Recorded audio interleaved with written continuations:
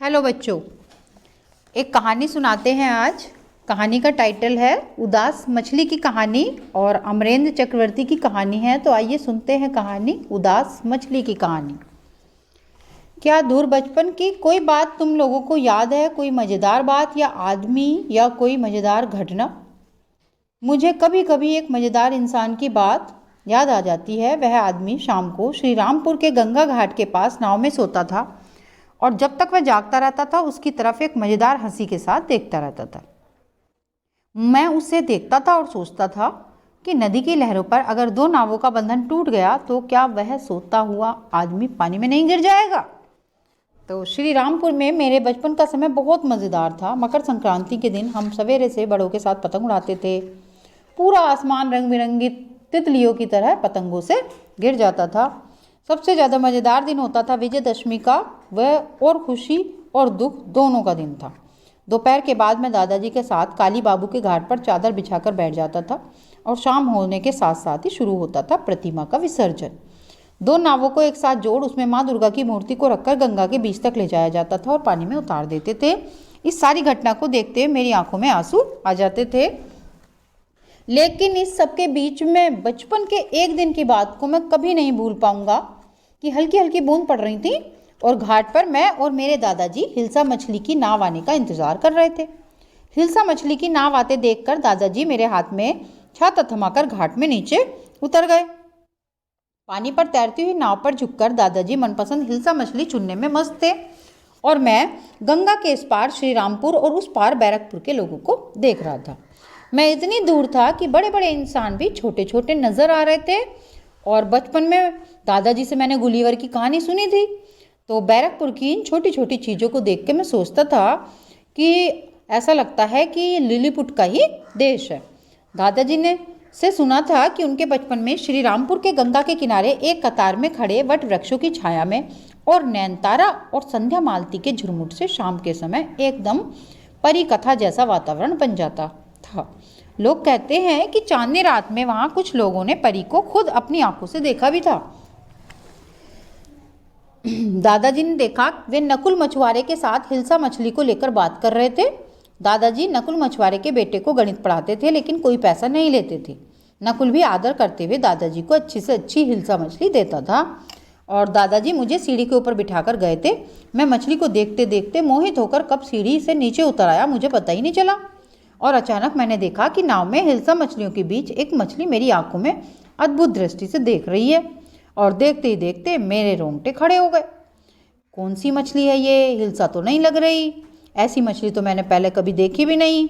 उसका मुंह हल्का नीला था, पीठ नारंगी, पेट पेंगुइन की तरह सिल्क जैसा और सबसे ज़्यादा अद्भुत जो चीज़ थी वो थी उसके पंख। और ऐसा देखकर उसे ऐसा लगता था जैसे उस पर काई जम गई हो और गहरे हरे रंग का कोई चकता हो।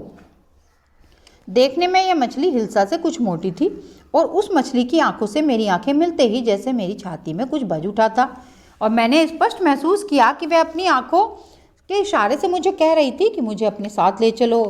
मुंह से एक शब्द भी न बोलकर सिर्फ आंखों से ही कुछ कहना नया नहीं, बहुतों को कुछ ऐसे ही बोलना पड़ता है। सिर्फ मनुष्य ही नहीं बल्कि घर के पालतू कुत्तों, काली घटा में खड़ी गायों, यहाँ तक कि दोपहर की धूप में गिलहरियों को भी मैंने सिर्फ आंखों से बातें करते देखा है।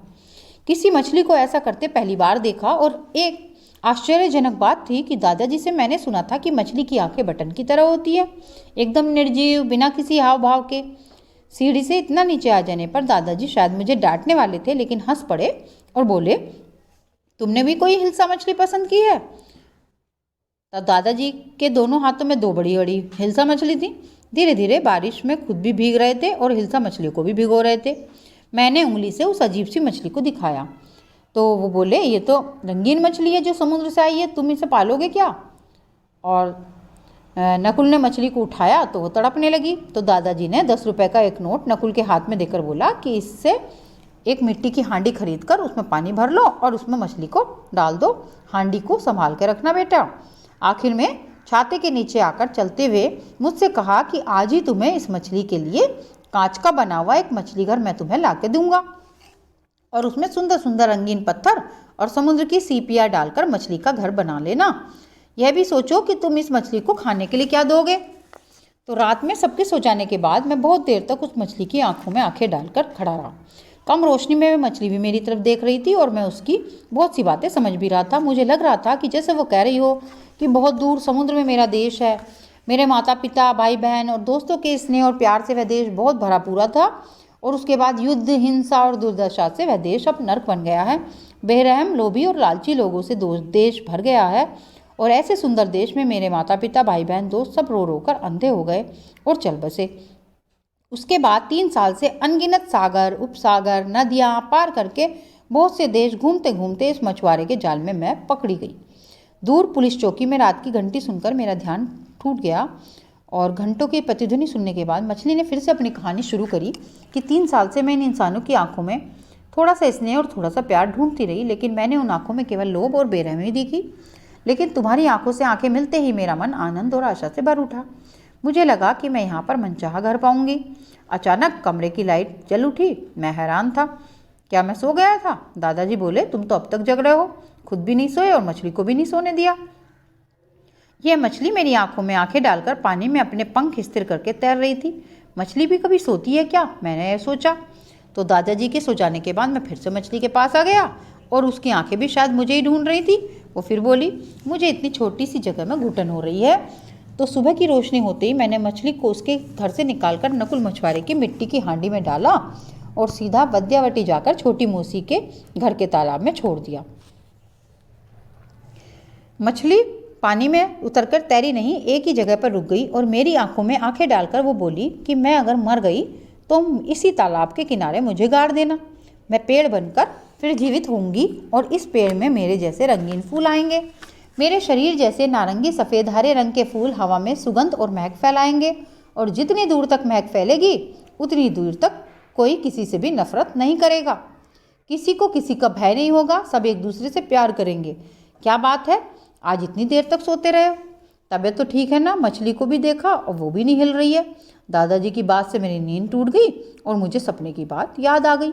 तुरंत मछली के घर के सामने आके मैंने देखा कि वो उल्टी होकर पानी में पड़ी है और सफ़ेद सिल्क जैसे उसके सीने तथा पेट में भी कोई कंपन नहीं है। आंखों से आंसू पोंछकर मैंने दादाजी से कहा कि मैं छोटी मौसी के घर जाऊंगा। अचानक क्यों? इस मछली को मैं छोटी मौसी के घर के तालाब के किनारे गाड़ूंगा। दादाजी हैरान होकर बोले, मछली को भी कोई गाड़ता है क्या? क्या बात है? मैंने उसका जवाब न देकर मैं बद्यावटी जाऊंगा ऐसा बोला।